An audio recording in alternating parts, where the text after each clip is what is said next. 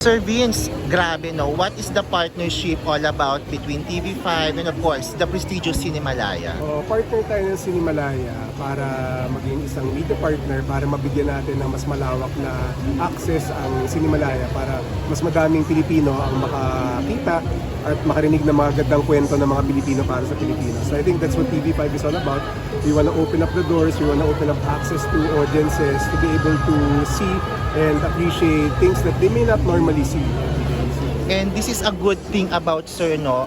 It's a collaboration, it's a great thing for the industry.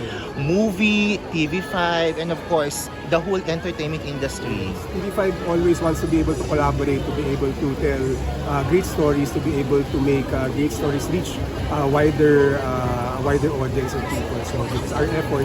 Sana ma-appreciate ang mga tao, sana maging interested ang mga tao, sana manood sila ng Cinemalaya.